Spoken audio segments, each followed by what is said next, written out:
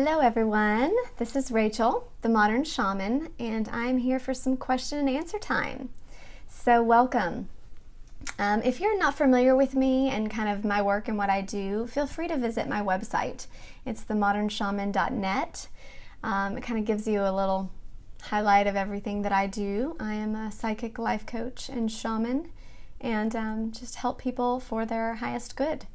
It looks different for every client, but essentially that's what I do. Part of what I'm doing now also is these question and answer times. And if you do have a question, you can also go on the website and fill out that little form, and it will send me the question, and I'll put it in my queue to answer here on YouTube. I also do the Facebook Live question and answers on Sundays at noon Central Time. So you can tune into those. All right, let's get going on this question. Hi, Rachel.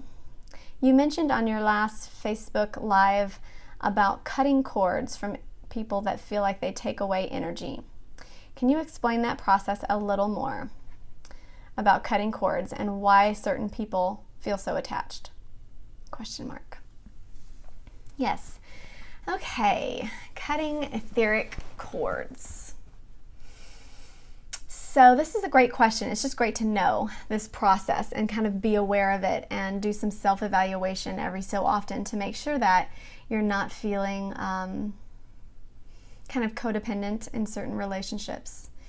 So etheric cords, that term is just a metaphysical term to explain your energetic body, right? We're made of energy, and every time we have a thought, it is those neurons are firing and creating an electromagnetic pulse, right? That electromagnetic pulse is emitting a charge, which is measurable, which is frequency. That frequency can also be seen on the light scale as a light wave and can be interpreted as a color or your aura, okay? So that's kind of just the scientific base of what we call etheric bodies. The etheric body, there's actually levels to your energetic body, and I'm not going to get too far into describing auras in this system, but the etheric body is the closest energetic field to your physical body.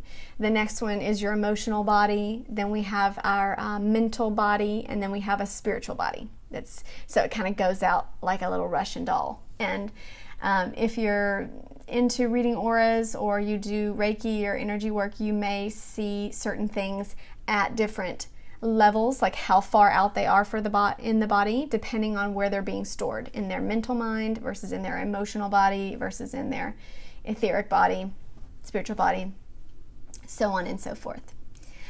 But basically, we create cords with individuals that we think about a lot, that we have interaction with a lot. It doesn't have to be physical interaction. It can just be mental, emotional interaction. But the more and more you fire up those neurons in your mind and are thinking about that person, you are essentially creating an energetic bond with that person.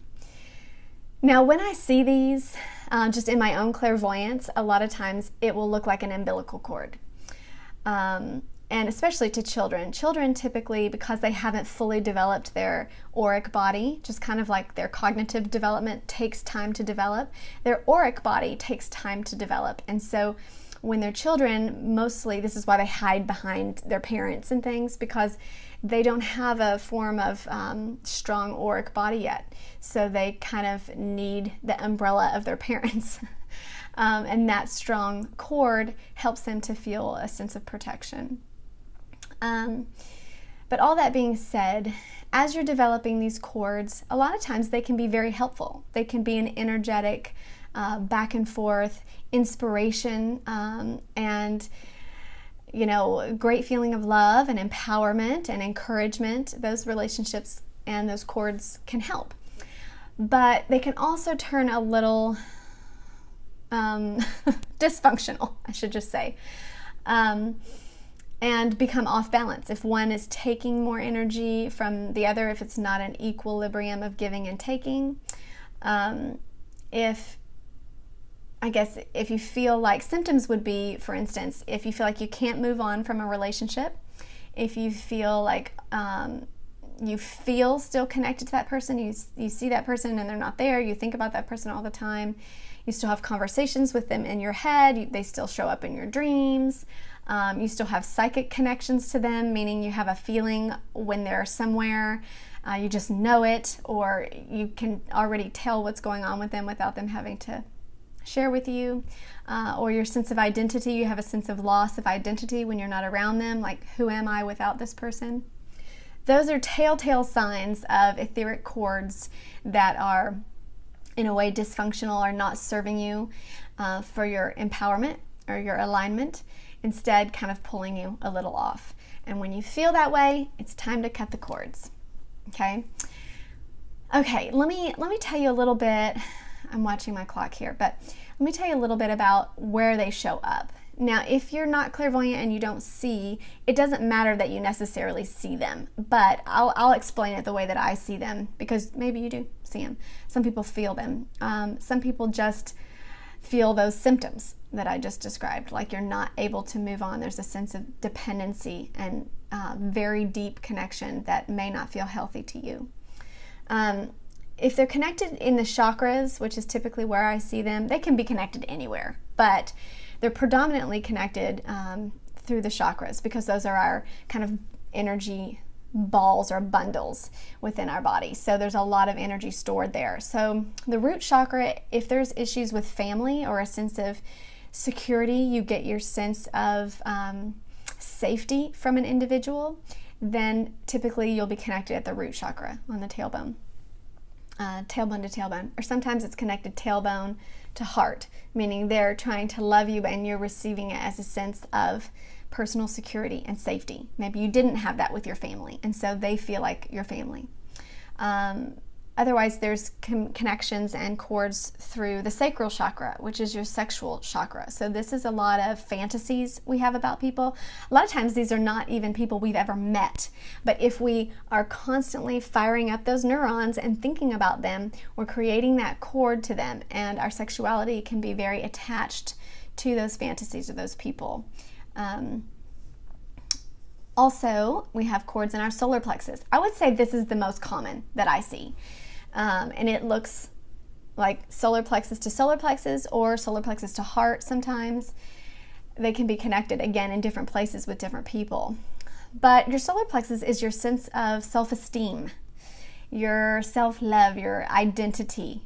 It's also your energetic center of power and control. So you can see how these play out in relationships a lot.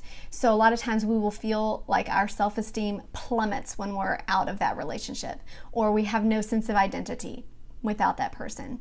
They were a person that helped create your identity. Or you feel out of control, or you feel like they control you, or you feel powerless. All of those are solar plexus cords. The heart is the love center. So a lot of these are positive cords. I don't typically see negative cords from the heart unless they're interpreted negatively on one other person, like it's coming out from love, but then it's maybe received in the sacral and it's only understood sexually by one person, so it may feel off balance, if that makes sense. Like imagine two people and then there's like a cord that's connecting them, okay? And it's in different places in the body, like it can be through different chakras, like I'm explaining. The throat chakra is a lot, it's pretty common. A lot of times this is parental cords, because the throat chakra is your sense of communication, your sense of freedom to speak your mind, to have a personal voice for who you are.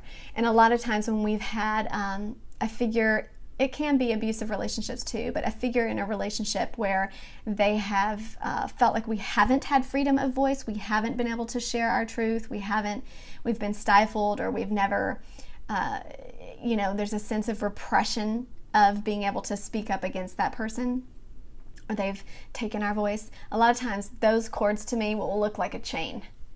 They'll literally look like a chain. And sometimes they'll have like a clip right here, like they're choking that person on the throat. It may look symbolic to you or feel that way. And then third eye connections, those are our psychic connections. So a lot of times this is when we've been in a relationship with someone for a long time and we have those weird, strange psychic connections. They show up in our dreams. We suddenly know when they're going through issues. We have intuitive feelings that never quite go away with that person. Those are third eye etheric chords. And then crown chords, if you're familiar with the crown chakra, this is kind of your cosmic connection, your spiritual connection center energetically. And a lot of times I see these with twin flame connections. They'll be almost like head to head connected, like as if someone was doing a headstand on top of me. Sometimes they'll be that close to each other, or they'll just be chords from head to head, meaning their sense of cosmic identity and connection. Also like your soul family or your soul group, your star family, your galactic connection or family can have chords here from the crown. So those are the typical places that you see chords from. Oh, I'm on 10 minutes. I've got my clock up there at the top. All right, so let's get to how to cut these things. Okay, if they do not feel like they're serving you, then you can cut them, okay? All of these ways, and I'll just, I'm looking at your question here. I'll just go through a few different ways, and you can choose what feels good for you. But they're all basically just intention. They're intention based. Remember, these chords are created through your neurological energetic process. So to cut them, you do the same thing. You focus that intention very clearly like a sword. So the first way that you can cut a cord is to, a lot of people do this, is to ask for your guides or your angels to cut the cord. A lot of people like Archangel Michael because he's seen with the sword. So he's kind of known for being, you know, very blunt and being able to help in very kind of assertive ways. So you can just set an intention, be by yourself, kind of in a space where you're focused, where you're very meaningful and aligned with what you want to do. You have to mean it. You have to genuinely want this, okay? It can't be something that's flighty. So once you're thinking about that, being very clear with your focus and your intention, you can ask your guides, your angels, maybe Archangel Michael, like I suggested, to cut the cords, to cut anything that is not for your highest good. Thank them afterwards, and the visualization would be them cutting it. Either you can see Archangel visually cutting that cord wherever you feel like it's attached, or maybe you just want to cut them all like a guillotine and you just want to see that visual image.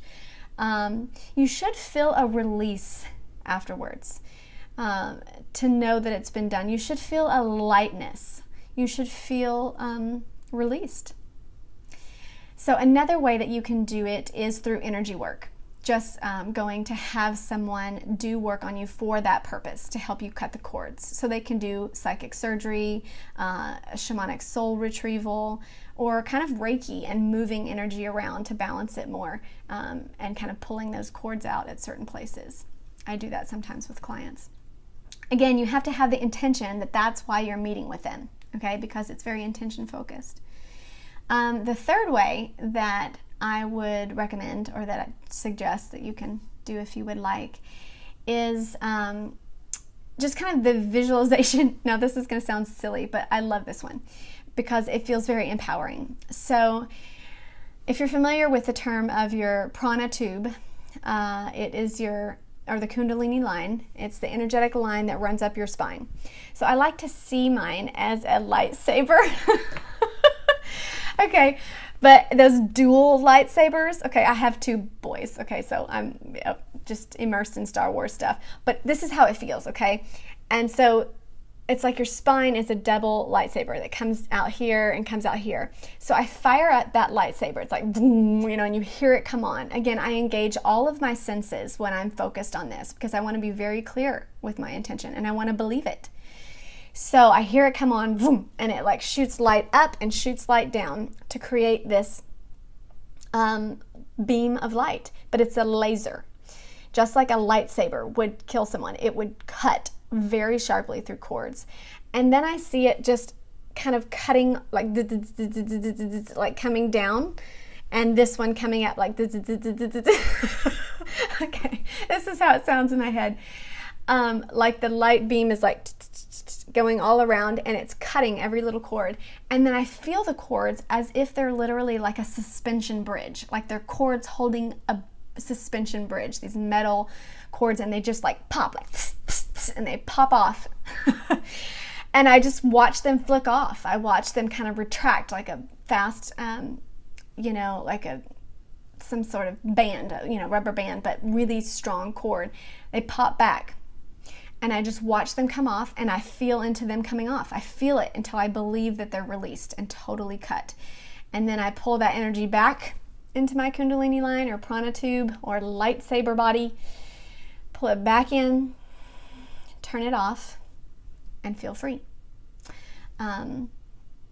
It's a visualization. So visualizations that feel relevant for you. You can just see scissors if you want and just cut them with scissors. But you need to sit with that visualization until you believe it, until it feels real for you. Okay? And like I said, you should feel light afterwards. You should feel release. Okay? Sometimes I like to wave goodbye to those people. Like in my mind, have a peaceful release. Just saying, I'm done. Thank you for your relationship. It doesn't mean that you're leaving them forever. It just means that the dysfunctional balance is gone. The dysfunctional way that you're serving energetically each other is severed. Okay. All right. I hope that's helpful to you guys. Much love and blessings.